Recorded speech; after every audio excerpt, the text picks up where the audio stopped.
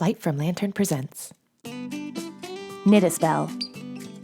I'm Magical Maker Katie Rempe. And I'm the maker of magic, James Devine. Join us as we stitch together the symbiotic relationship between crafting And the craft. Welcome back to Knit a Spell.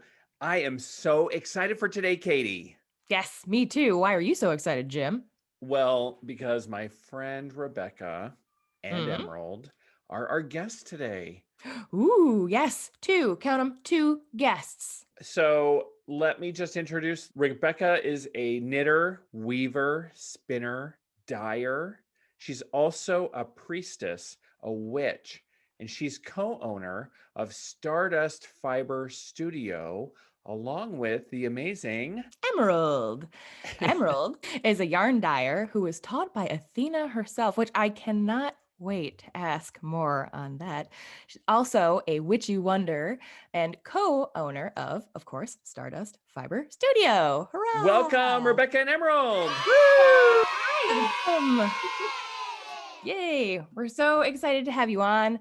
It's really a magical thing to hand dye yarn, and the fact that the business has a great theme around it, which I'm excited for you to share, is a great way to connect the two. Let's start with how Rebecca and I know each other. So there you go. and we were just talking about it before we came on air, that we've known each other for almost a decade.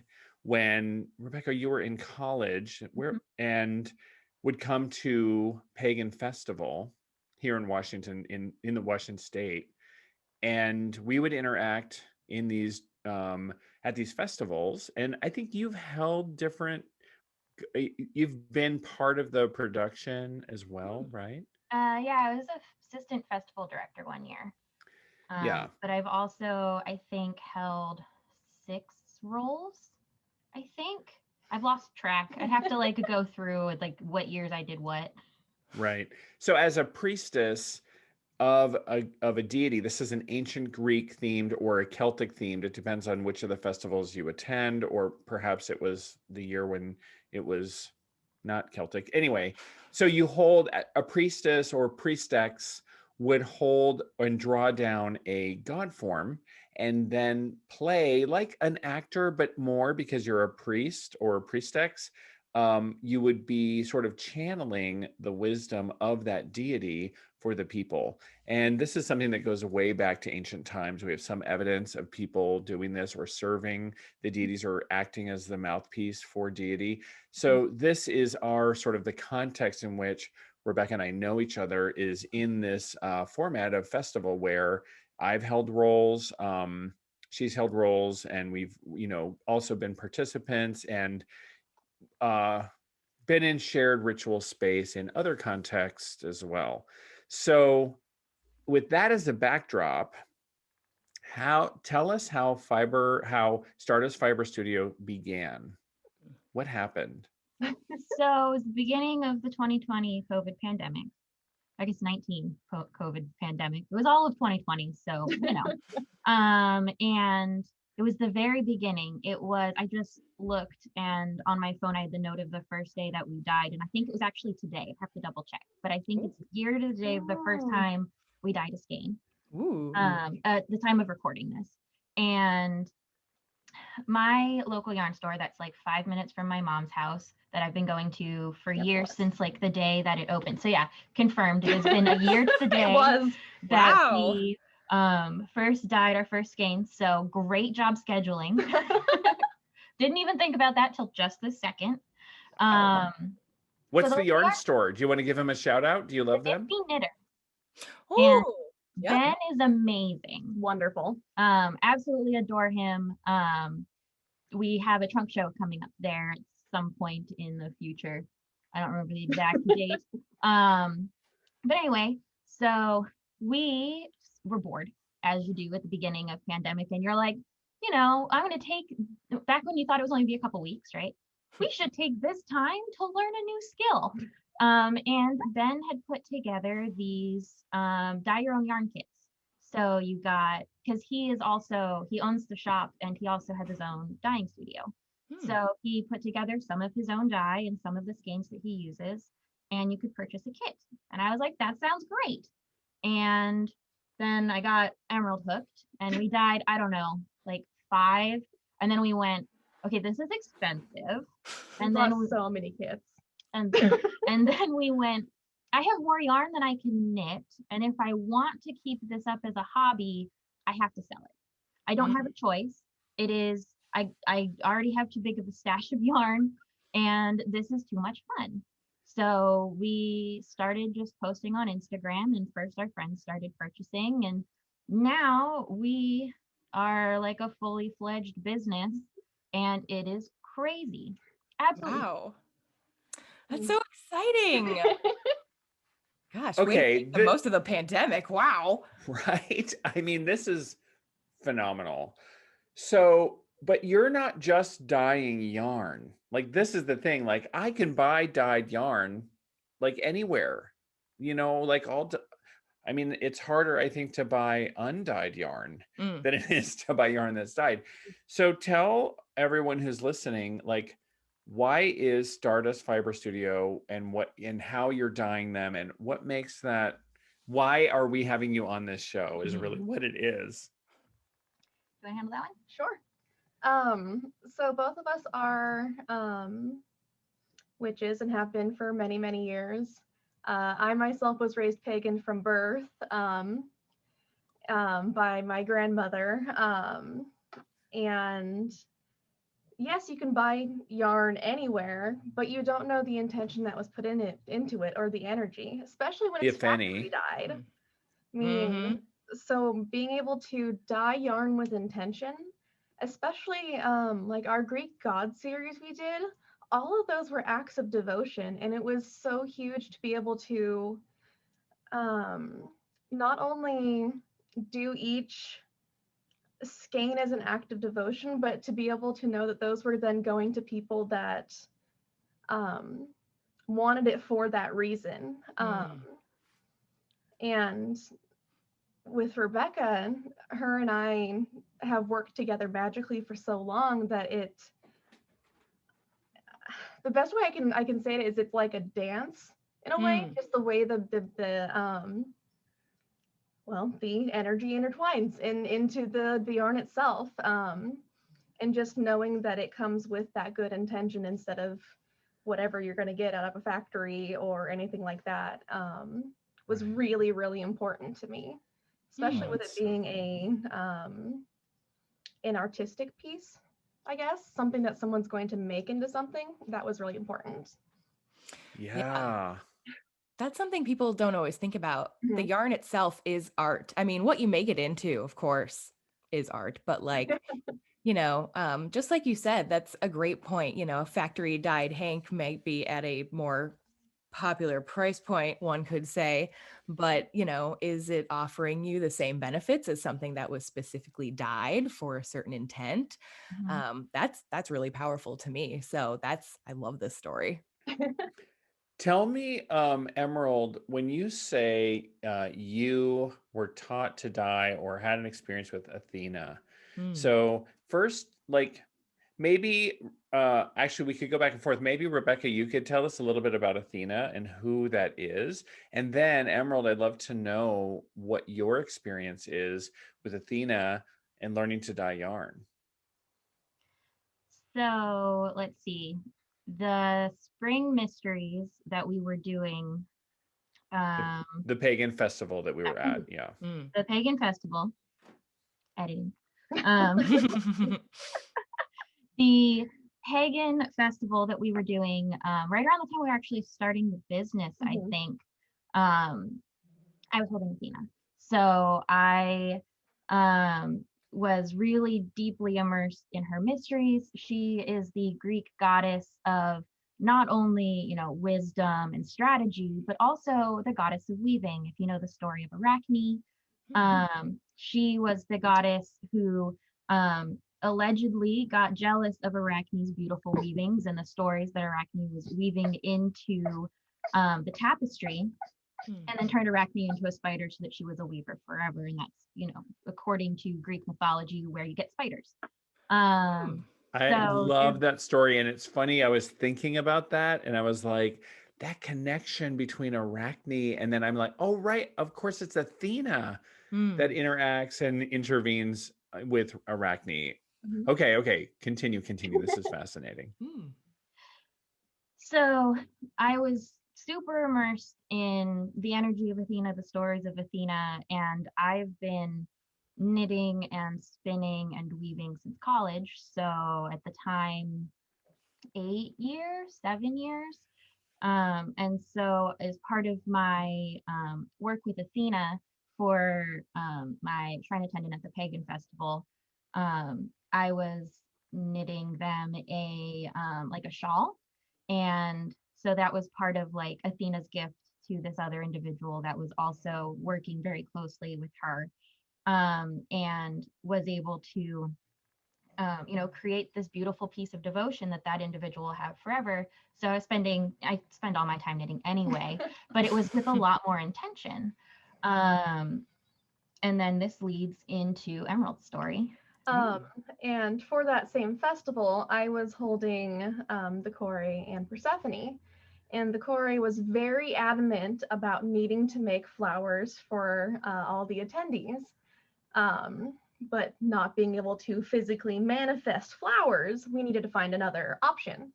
I had never learned to knit or crochet or anything before that because I never had anyone that could teach me. So we tried origami, and that ended up being far too complicated. And Athena knocked over and was like, "Hey, I can teach you to knit flowers," which went wonderfully, but then turned into the Kore taking over and knitting flowers 24/7. So running around with a literal flower basket and knitting needles, and there are flowers just everywhere all the time, and they still show up. Well, And the cat loved them, oh my God. and so he Oh. would steal them out of the basket. So we still find them all over the house. And it's Oh my been, God. gosh, 2 years now. Almost. I Yeah. love this. I love this story. Mm-hmm. Wow.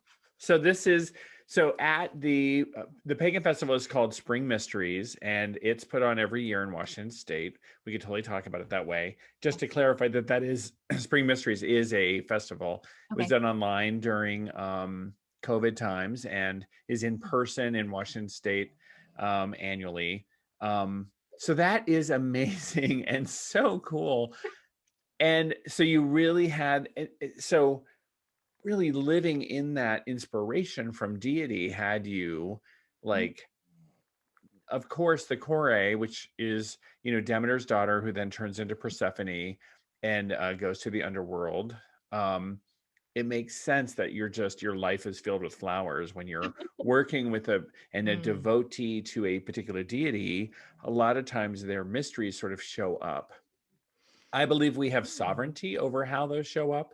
And I think that that's an important thing to instill in people. And I love how like you still have those flowers that the cat drags in or that finds under the dresser. There's a flower. There's probably a stash. The cat probably Mm-hmm. Oh has a yeah. stash under Well, the the best couch. part was there would be like a basket somewhere, and you would watch the cat like Sneak. stalk into the room and then look around, grab one, and then run off. And it was the best thing ever. He was still a baby. He was He still was a so kitten. small. I have a Lifebuoy kitten, so he's a little werewolf. His name is Master of Egregious, Reprehensible, Loud, Ill-Mannered Nightmares, or Merlin for short. But he Oh was my also a God. big fan of knitting the flowers. I think at one point the Kore just started knitting the flowers for Merlin. Probably.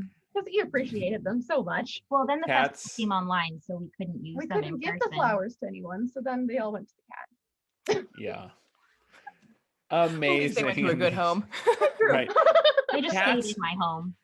Have you noticed that cats are really attracted to anything that we're doing that's magical or energetically charged? Yes, Mhm. absolutely. I try to just take it with joy and not like, hey, I'm in the middle of a tarot reading, please get off my cards. Mhm. If we try to do anything magical with the door closed, he just screams. He must yeah. be involved. Yeah, I have a similar situation here too. Yeah. He also supervises the yarn business. Anytime that we are dyeing, he's up on the counter watching. And his favorite part is we call it the warm room. So everything is dried in our bathroom. And we have a heater on in there, and there's like a stone slab counter. So it really absorbs the heat. So he'll sit outside the door the next morning after we've dyed, knowing that we'll get to open the room. And he'll just sit there and cry in the morning until we open it. And then he does his best impression of a lizard Just lays. and just like lays on this hot rock for like an hour. Hours. Oh, that sounds delicious. Cat has So great taste. on your website, I have a request. I think that when it says about, I think you need a little picture of the cat as supervisor. Quality control. There is a picture of the Yeah. cat. You scroll down. Oh, there is? I didn't scroll. Oh. So Just I want everyone, so now that I've said that, I want everyone to go to stardustfiberstudio.com and find the cat. And when you do, subscribe to the newsletter and shop a little bit, because I'm looking at your current collection, and here are some of the names: Aries' Passion, Hestia's Hearth, Demeter's Bounty, Hephaestus's Forge, right? There's also, you got stitch markers that are in theme with the yarns that you have. I have seen other collections that are crystals. And so I'm curious, when you're dyeing yarns, sorry, Katie, I took over your question, but I'm so excited. Go. When you're making a yarn that's like a crystal yarn, do you put crystals in the dye with it? Or is it just so inspired by smart. color? Why have we not done that? Oh.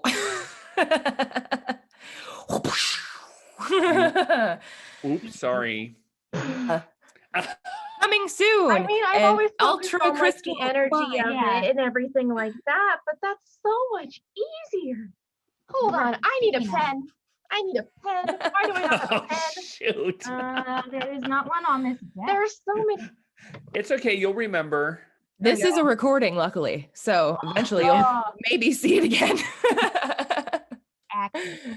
Although That is scattering emeralds in your emerald, might be a little bit expensive.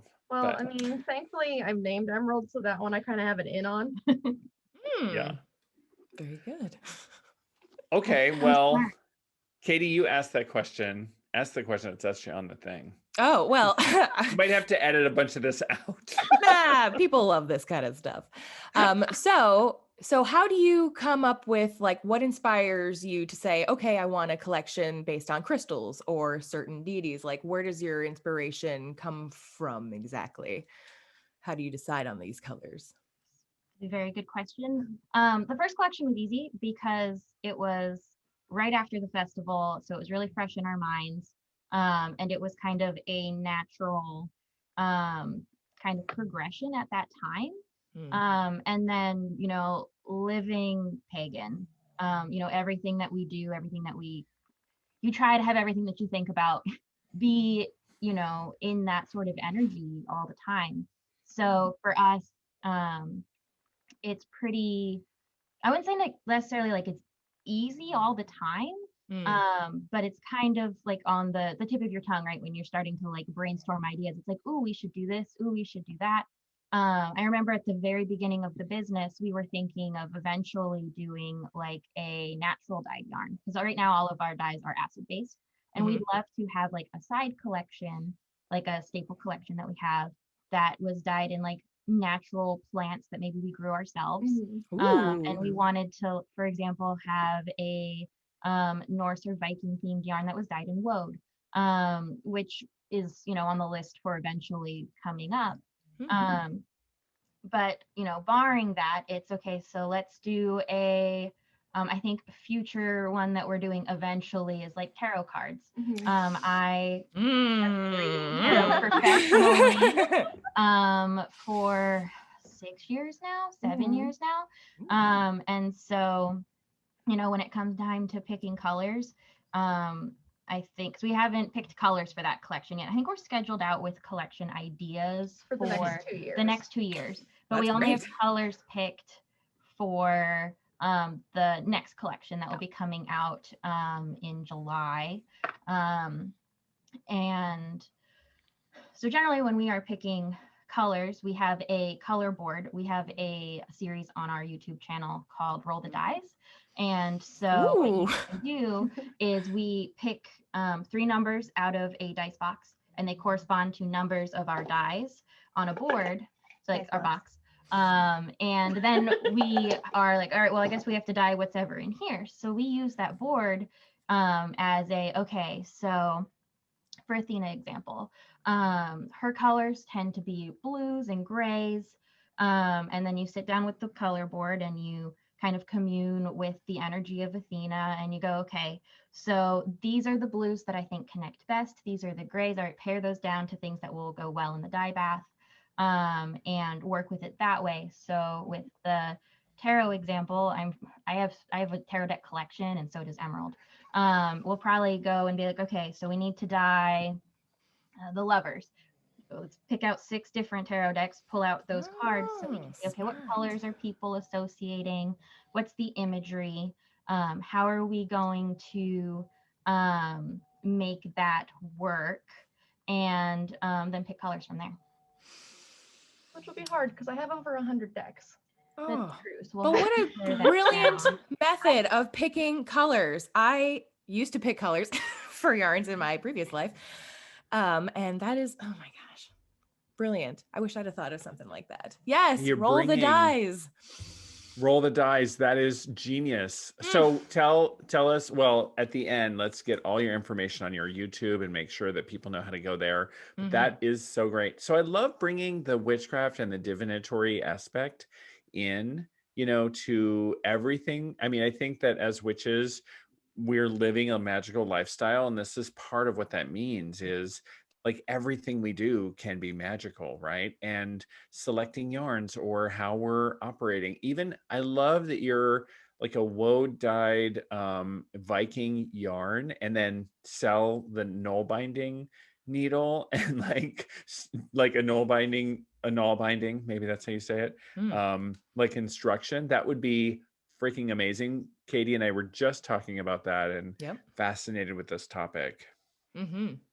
So I want to ask you another question, but let's take a quick break first because I have been hearing my dog snore in the background this whole time. I don't want people to think this is a boring show. It is just, she is an older dog and that's just her deal. So let's take a quick break. I'll boot her into another room to be comfortable there and we'll be right back.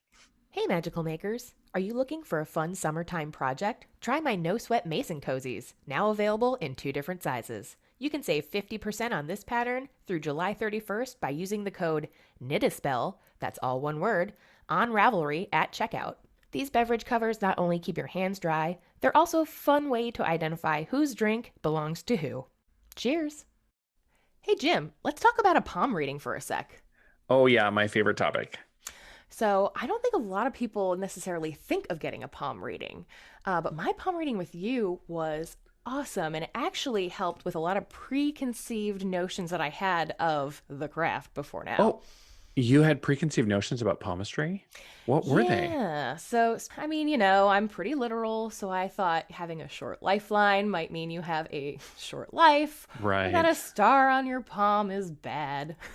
Oh, that's interesting. Both of those are common. A short lifeline does not mean a short life. It actually means a life of connection with the divine and learning and creating type of life.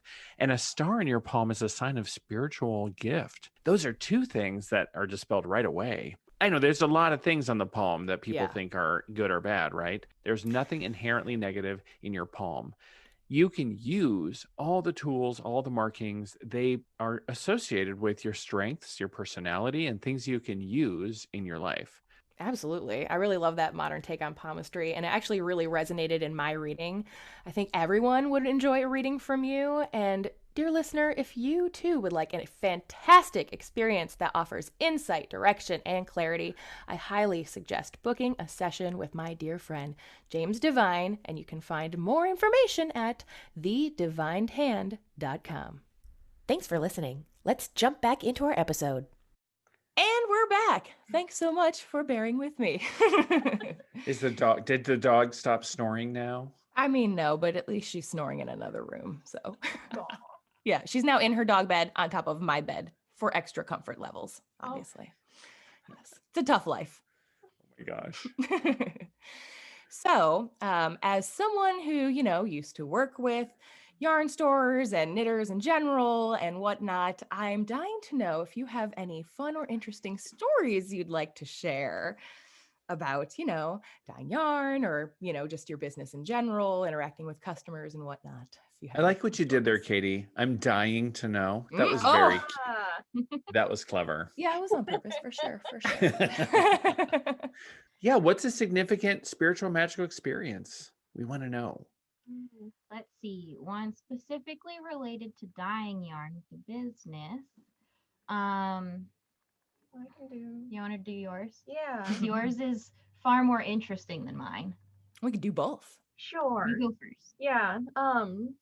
So we had a customer that wanted a custom order, specifically for Aphrodite, but for more of the ocean aspects and not so much the pinks and all of that you generally see. And they kind of explained to me what they were looking for, and I really sat down with Aphrodite and our color board and really tried to connect. And as I was dying, I kind of felt the knock at the door of Aphrodite's energy, and so I opened the door and she kind of stepped in and helped, and that was such an experience. Because I mean, I've worked with Aphrodite for years and I have an altar in my room, but to have her step into something like dyeing yarn of all things, but knowing that it was going to a devotional piece for someone that's followed her for years and years and years, and I keep switching. We started singing, and just it ended up being, it was like 8 skeins of yarn, so it was just pan after pan of just singing, and the plan that I had in my head and what the end result was were completely different. But when we finished and delivered it to the customer and explained the entire story, they just broke down in tears and thanked me after like explaining the entire thing of what happened. And it ended up being so much more meaningful having the entire event of what happened, and having that interaction was both meaningful for me as being able to give that to them as it was for them being able to receive it. And so me as a priestess, that's so important to me to be able to still not only be a yarn dyer but be a priestess in that way. So that's probably my favorite time I've ever dyed. I kind of love emotional, that. sorry. Oh, beautiful. Yes. No, living it, yes. This idea of here we are, Emerald, making custom yarn, hand dyed, in a ritual space with one of the pathways to that is song, right? Can you imagine like knitting something with yarn that was made while this artisan, while this craft person was singing and channeling Aphrodite into it? Just stunning. Yeah. I mean, you can hear it. I'm sure you can hear the skeins sing. I'm sure. Yeah. Wow. Oh my goodness. I'm moved.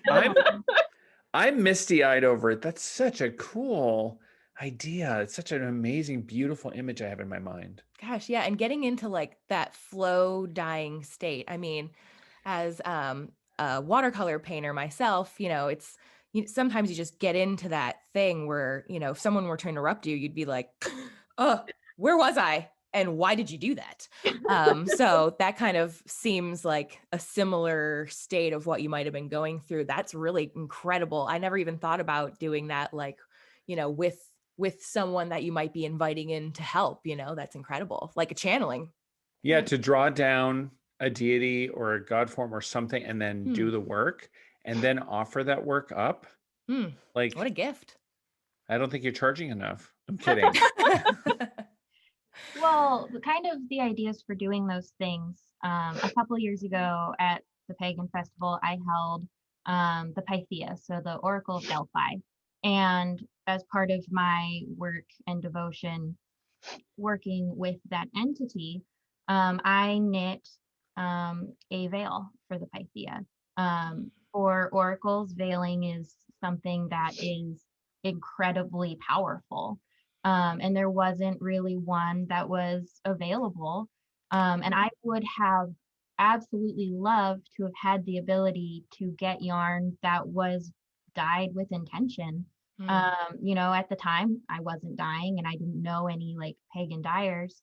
So I ended up, just finding I think it was 100% lace weight silk yarn, and knitting this bright red veil on it, and I spent months on it.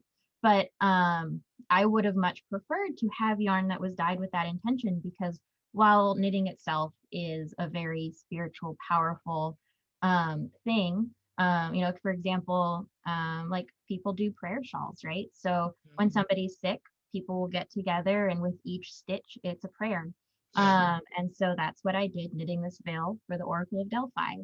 And while that in and of itself is magical, being able to get my hands on yarn that would have been, dyed by Emerald or myself, that was dyed with those sorts of intentions would have made it an even more powerful spiritual piece. Right.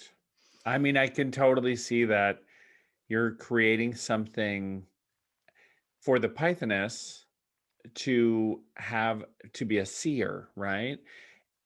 And that is such a cool story. Ooh, and what a labor of love, lace weight silk. Ooh. Well, and I had a head injury in the middle of it and I didn't put it down.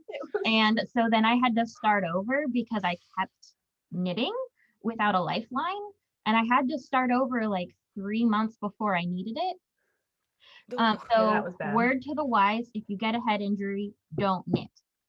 If you're going to knit something that isn't like lace on lace weight. It was so bad. It's Ease in. Don't do that. Don't do that. Ease in. Start with something that isn't as important, because it was a bear to start over. Maybe a nice scarf on bulky. Yeah, that's a good thing to start back up with. Good advice. Good advice. So yeah. when you're talking about dyeing yarns or making yarns with intent, I love how we've really talked about, and we'll continue to talk about, methods to incorporate magic into making of all kinds in the actual crocheting or knitting or painting or activity that people are doing. But that's because it's relatively difficult to find the base materials that are also with that intent. And so you're really bringing this like this very important sort of thing to bear, right? And I love how you had mentioned earlier that you're dyeing currently with acid-based dyes and that you're looking at incorporating natural things. I think about like, sure, there's the colors, but there's also, and it's always been interesting to me when I think about like herbalism or essential oils or resins and things like that. And, when you were talking about the Pythoness veil, I'm like, oh yeah, if that would had like copal in it, like if there was, herbs that were around seeing and around, spirit communication or seeing the future or third eye stuff, that would be fascinating. So have you thought about, as you're thinking and exploring the possibility in the future of incorporating natural materials into the dyes, is that what you're also thinking about beyond color, is also the actual materials themselves? Yeah, so it'd be colors, and then also, whatever the spiritual intention is of that plant. I was just, I had a revelation that what people could do at home is, while you're blocking your piece, you can add those herbs or those essential oils into the the soak that you do before you block it, and then you would be able to integrate it that way. Mhm. One of the problems with doing it as part of the dyeing is people have allergies. And so it would be probably maybe like an add-on or something, because, you know, already people have wool allergies, so we've like incorporated alpaca as an option. So I wouldn't want to like make it something that was like just always done, just because, you know, when we take yarn to like a trunk show, you don't know who's going to be the one to pick it up. You know, and I have friends with like rosemary allergies, which isn't something that you think of as an allergy, but it could make them very sick. Yeah, Um, there's people, lavender allergy is more common than I realized. And I also have a friend with a rosemary allergy. It's so funny. Oh, goodness. I didn't think about either of those, but that's a great point. Yeah, of Yeah, course. I would really love to put together like an add-on of like a blocking herbalism set mhm. where we send like the little like tea bag type of thing where you can put the herbs in it for that water. That way you don't get herbs everywhere in your yarn because that would be a mess. But that way you can have that intention in there. Mhm. It could be stones and Exactly. We can have it all in there. yep. Oh, that would be Brilliant. Yeah. Um, Freaking Stay tuned. brilliant. That will be in the future. absolutely. I also have been thinking about this recently. I actually just had a pattern come out where I made this design for my dog. So, talking about knitting something with intent. And I was also thinking, like, oh, yeah, blocking water, that's like another way to add layers into it. And I was like, oh, well, even if you had like allergies, who's to say you can't do like full moon blocking water, you know? So, I was like, okay, well, I got to go around and get some glass jars because that is going to be my jam. Full moon and new moon blocking waters. And then if anybody doesn't have allergies, you can sort of add to there, but or even like putting crystals around it, you know. Yep. So Yeah. Another thing with Blocking water tea bags. I Mm. love blocking water tea bags. yeah, right. Yeah. Genius. yeah, because another Brilliant. aspect of like adding it to the water is, especially with the acid dyes, it's science, right? You have to have the water at the right temperature. There has to be the right amount of acid.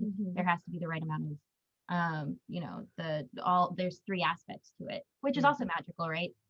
3 is a magic number. And there are 3 aspects to dyeing. You have heat and dye and acid. And so messing with that chemistry could be interesting. So that would be something to think about while we're using the acid dyes, but once we're able to transition into those more natural dyes, that would be something to think about. Yeah, because if any of those 3 are wrong, nothing's gonna come out right. Yeah, you'll get like bleeding when you block it, which happened to me once. I was making a baby blanket for a friend, and the navy wasn't like that didn't completely like take. It wasn't color And fast. it wasn't color fast, and so as soon as I you know, it was this beautiful cream and gray and yellow baby blanket with these little navy V's on it. And as soon as I got it wet, it bled. Everywhere. And I had to redo it. It was so bad. it was so painful. And you know, it's a chemistry, right? So, you know, I don't fault the company for having an error. Wait, what? What was that? What, you don't fault the company for having an error? I don't fault the company for having an error. Because you could have swatched that to see if it was color fast before you did it on your whole project? Because I could have swatched it too. And in every single one of our packages that we send out, we have a card that has like tips and tricks. And on there it says, please swatch before your project. For multiple reasons, right? To make sure you have the right gauge, to make sure, because a lot of our yarns are superwash and that grows. So to make sure that your gauge is correct after you block. But you know, if I had swatched before I made that baby blanket, I wouldn't have had that issue. So I try to Is tell this how everybody. is this how we all have to learn? Like, even though we know, it's so annoying. I'm not saying that's one of my pet peeves, but I'm always like, this was a handmade thing you made, and laundry rules still apply. So like blue Laundry, sweater, white sweater, blue jeans, white shirt. I had a scarf that bled on my neck Oh yeah. while wearing it. I should have Crocking, washed that fun. thing first. Yeah. Well, it happens. It's not that big of a deal. It happens. It's okay. And especially with a lot of natural dyes, that's just part of the process, keep getting the chemical part out. That keeps it really fixed sometimes, but isn't always so good for you. It's a balance. So Hey, that's have you ever thought about assigning an element to the three aspects of dyeing? I mean, maybe the yarn is also an element itself, but I wonder if you've thought about, obviously the heat might be fire, right? If Water. the acid and the dye the and yarn would be earth. the yarn, it would be interesting to think about that and sort of be like, are there the four elements in that? Or maybe the water is the water? I don't know. Have you ever thought about, Huh. The hard part would be, is acid also fire? Or because it's a naturally occurring thing, is that earth? Um, yeah, there's that's all sorts interesting. of things, and which, if you have one and not the other, you can be like, ah, yes, no, I meant it to be that. There you go. Of course, That's this right. was intentional. But that is a very good question. I mean, you can, as we were saying earlier, you can put magic into anything. Yep. And no matter how many times you go, okay, so what is the intention of this? What are the aspects of what I'm doing? How can I make this more and more magical? There's always blind spots. And thinking of it as these are the three requirements can also take the magic out of it. So I think we should sit down and talk about, okay, what are the intentions of these ingredients that you do need? I think that would layer additional intention and additional almost ritual to dyeing. Ooh, there you go. See, again, it's just like anything that I'm learning with magic. It's like it could be as easy as you want it to be, or it could be as elaborate as you can possibly imagine. Right. But I also love that there's such, like, you two move with such magical, in such a magical space and such magical being. And like, even if it was just you dying with Rit dye, you know what I mean? Even if it was you dyeing a plastic yarn with Rit, it would still be magical because there's an ability to put that magic in from your intent and from your work. And what I love is that you're stepping it up and it's moving beyond something like that into these amazing alpacas and wools and all kinds of things that are available. And, that's, and high end, dyes. So this is really cool. I want to know about, have you had any customer feedback? Like, has anyone come back to you? I know that Emerald, you talked about that customer that was really moved by the Aphrodite, hanks that you did. Is there another customer experience where they came back and they're like, oh my gosh, that Hermes cap I knit out of that Hermes yarn, I was able to fly or something? Did you put mushrooms in? I'm kidding. Would be fantastic. I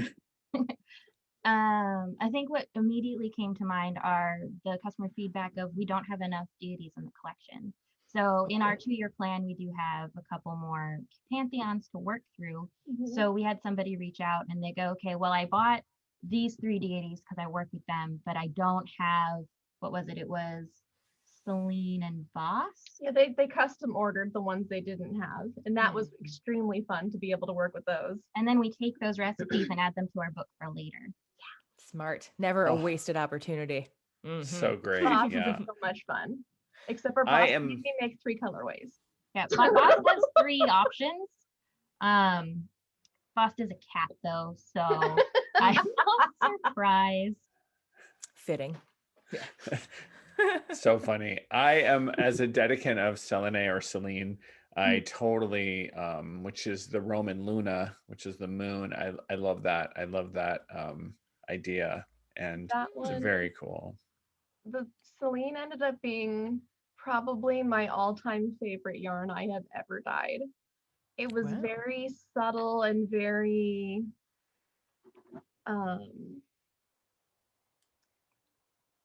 what is the word I'm looking for?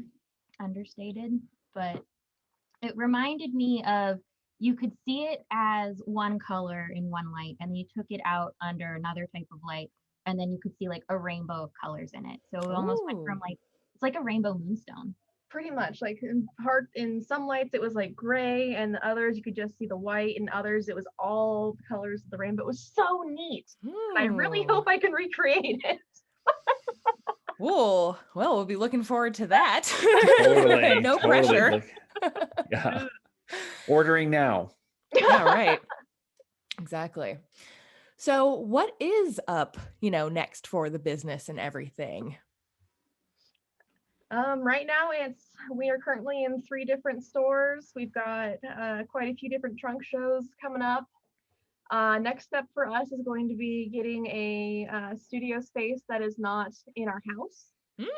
That way we can have a dedicated space that we can then bless and have ritualized specifically for yarn. Because right now it's in our kitchen, which we also have blessed for kitchen witchery. So it's having those other energies in it, which, I mean, they're not bad energies. You have Hestia in there, which is great, but not always what we're looking for. So that's going to be our next big step, is having that separate space.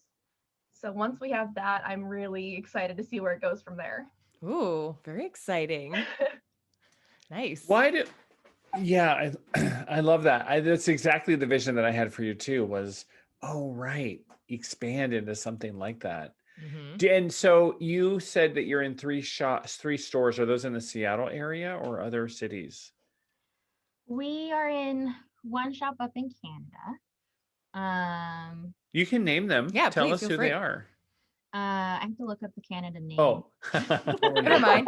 We'll put it in later. Okay, what three regions are you in? We are in BC. We have one up here in the Seattle area, and then one, what is it, like an hour south?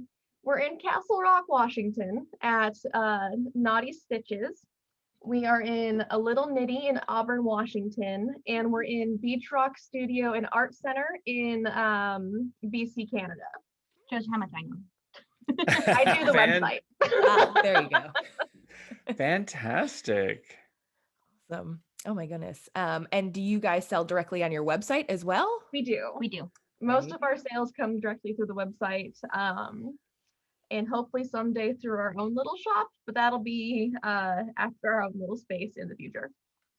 Very good. Which will be exciting. Yeah, that's like the 5-10 year plan, is to have like our own little shop that also includes like metaphysical items in addition to the yarn, maybe like a little cafe space so people just hang out all day. And then the shorter term plan is to not be dyeing in our kitchen anymore. Yes. A good goal.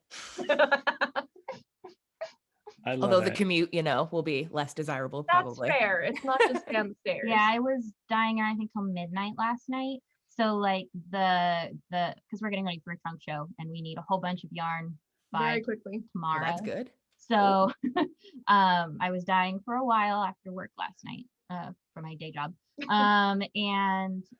like the commute afterwards was really nice. I could just like reassemble the kitchen and then just like go upstairs. So Lovely. if we were in a designated studio space, there would be driving time, Here's that. which is less ideal, but getting the instead of our current counter, which currently gets like rainbow confetti speckles from and requires a lot of bleach, to like get a studio with maybe like a stainless steel counter, that would be so much easier to clean, save time. Dealing with less bleach is also good. Just keeping like your works in progress out and not always probably have to clean up every day, I imagine, every is day. gonna be nice. Yeah. And also keep a lot of space in our house. Yeah, because our circle room that was where we did all of our rituals and things like that has become the office / yarn business / kind of metaphysical space mess. Yes. Then it's interesting. Over, the guest bathroom's taken over. Yep. The garage is taken over. We have a large house, but most of the house is full of yarn. You're full of yarn. Yeah, full of yarn. At least you have a good excuse. It's a topic that we're going to cover in the future, is magical space. And I think we can touch on it here, which is one of the ways to create it's not the only way, but one of the ways to really think about expanding into an area is to have a space dedicated for that purpose. Certainly, we make magical space by many of us that do more ceremonial witchcraft will cast a circle and call the elements. As opposed to, there's also people who are just sort of, extemporaneous and witchy all the time. I'm that way too. But it's the same, like to expand, we've created a magic room or a circle room. To expand a business, it's really common to have a dedicated space for that purpose, right? So here's, my dedicated space for palmistry, and we have our dedicated space for witchcraft. So it makes a lot of sense. And it is true spiritually, it's true physically. So I'm all about that. And yeah, I look forward to having that as a topic in the future too. Yep. Yeah, absolutely. We'll have to have you back on at some point soon to get an update. Yes. Absolutely. So where can people find you? Tell me all of the info. So we have our website, which is stardustfiberstudios.com. We have a Facebook page. We have a TikTok. We have a YouTube channel. We have a Facebook community group, which is really fun because people are posting photos of like their finished projects, which has been really nice. And then, we always encourage people to send us their finished projects so we can put those up on the website as like an idea board of this is the yarn that they use. This is the finished product. Awesome. And do you guys have a newsletter as well people can sign up for? We do. When you Wonderful. first go to our website, there is a little pop-up that pops up that asks if you want to sign up for the newsletter, and we send those out 1 to 2 times a month with all of our new stuff that's happening. So you can kind of keep up on it. I forgot about Instagram. We're also on Instagram, and everything is Stardust Fiber Studio. So put that on the internet. And search for it. Yeah. Wonderful. Oh my gosh. Well, this has been so much fun. I've learned a ton. I mean, I don't know about you, Jim. Well, I mean, I think the whole time was learning because I'm like drinking from the fire hose with whenever you all were talking about like yarn stuff and fiber art stuff. I'm like, I've knit 35 rows so far of a little Ditto ribbon. with the deities. I like Greek stuff. I know some of them. So this is the partnership, right? Where Katie has a lot of expertise in knitting and fiber arts, and I have a lot of expertise and experience in witchcraft, and two great tastes that taste great together. Indeed. Learning from each other. It's the best. But you are both in a few humans, right? Both of you have the witchiness and the fiberness. It's very cool. But we still do break the business up into Emerald kind of does more of the financial bits, and the runs TikTok now and runs the website, and then I make the stitch markers, and then kind of do more of the other social media things. I'm the one when you reach out on like our chat support on the website, I'm the one you talk to. So we've kind of also split the business up into our strengths. Yeah. Perfect. She works with the people. I do the behind the scenes. There you So go. great. Front of house, back of house. Right. Oh, It's wonderful. so fun. Thank you so much for being on and being our guests. Just fantastic. I learned a ton. I loved it. Yes, we'll definitely have you on soon. Thank you so much. This was Yay. so much fun. Thank you so much for inviting us. Yeah, Yay. definitely will come back as soon as you invite us again. Yes. Wonderful. All right, everybody. Just a reminder, you can find more about these amazing hand-dyed yarns at stardustfiberstudio.com. Yay. Or just put it on the internet and you'll find all of their social media resources as well. Perfect. And don't forget, you can check out our full video episodes on the Light from Lantern YouTube channel. Come and see these gorgeous mugs. Come on. Well, until next time, everybody, we'll see you later. Have a good one. So long. Bye-bye. This episode is a wrap. If you enjoyed what you heard, go ahead and follow us on your favorite podcast streaming app.